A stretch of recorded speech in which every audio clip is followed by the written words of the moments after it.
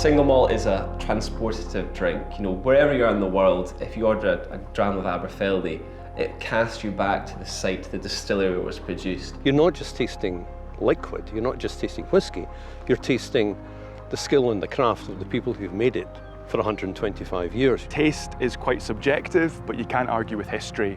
And for me, on both accounts, Aberfeldy comes out trumps.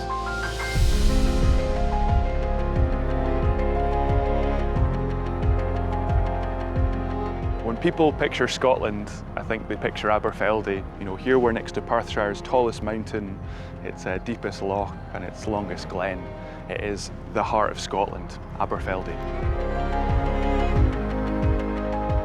When you come up to Aberfeldy, you just feel your shoulders drop and, you know, all the buzz that's in your head kind of drops a little bit and you just feel much more relaxed.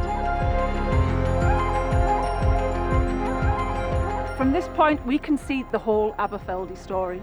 About a mile up the road on the right, we can see where John Dewar was born. In front of us, we can see the village of Aberfeldy. And then on the left-hand side, we can see Aberfeldy Distillery. And this is all right in the very heart of Scotland.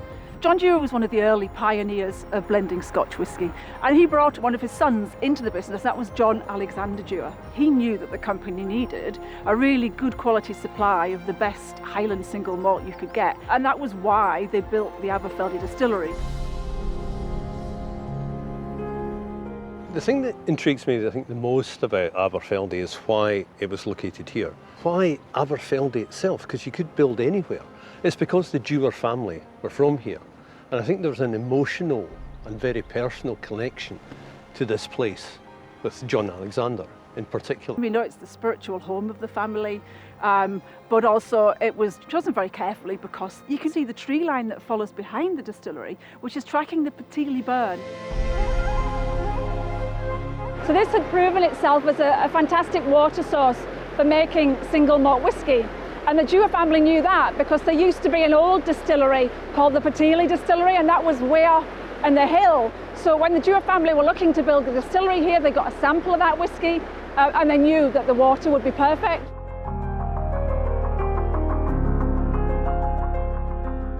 Look at this distillery now and you think, well, here it's an old traditional Scotch distillery. Big thick stone walls, low warehouses, pagoda roof, etc., etc. Unchanging. Old style, traditional. But when this was built, this was state of the art.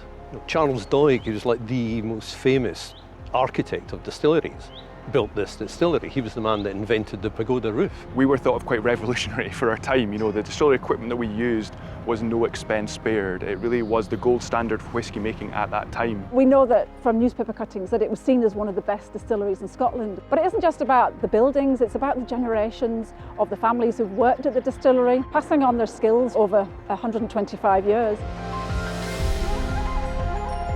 It was probably one of the things that made me want to work there more, was that I knew he was working there and enjoying it. I was very pleased that he was interested in working because it's a good company and it's a good job. And as we know, he's now a supervisor, so my son's now my boss. He doesn't listen to me though.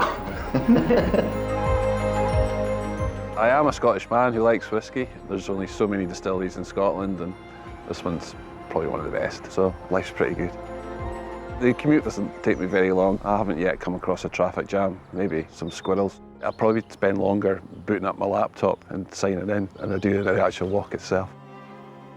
Everybody's got the same pride in working in the distillery. Whisky means a lot, you know.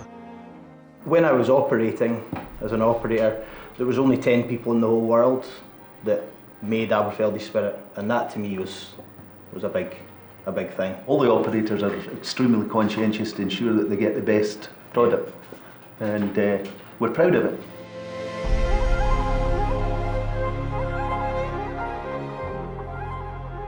The people involved in the actual production of Aberfeldy, it would be completely different if they weren't there.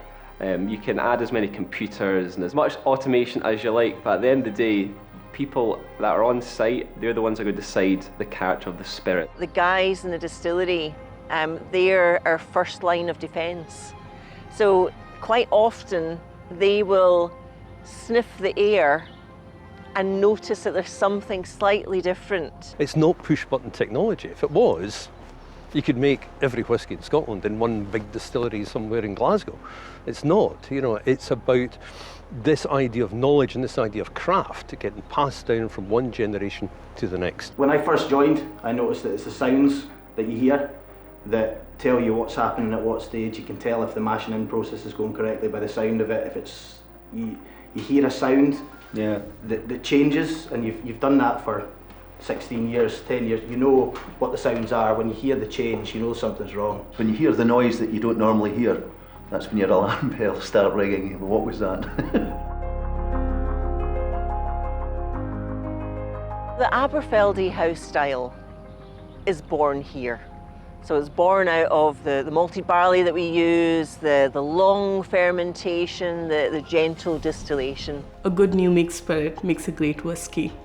So for me, the art and the science of blending starts right there at the distillation. But of course it's spirit, it's not whiskey.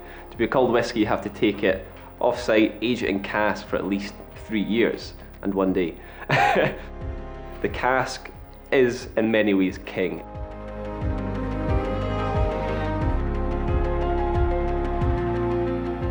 So we don't just put Aberfeldy into one type of cask. We put it into refill casks, which are casks that have previously held Scotch whisky, bourbon casks, which come from Kentucky, and into sherry butts, Oloroso sherry from Jerez. We love the variety of different flavours and nuances that these different types of casks can bring to our whisky. The Aberfeldy house style, it's soft, it's honeyed, it's gentle. There's that underlying element of malt just coming in there that adds a little bit of dryness, adds complexity to it. Yeah, it's a complete package. What drew me to whiskey was the main thing would be the complexity of flavors and the wide range of flavors we're able to achieve with just 3 ingredients, and the magic that happens during maturation. And to be making Aberfeldy is just truly something which I'm really proud of.